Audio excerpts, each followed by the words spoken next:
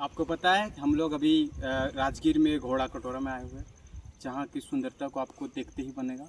यह चारों तरफ से सुंदरता, पहाड़ ही पहाड़ है, झील है और बीच में गौतम बुद्ध का ये जो 70 फीट का स्टैचू है, इसे और भी सुंदर बनाता है।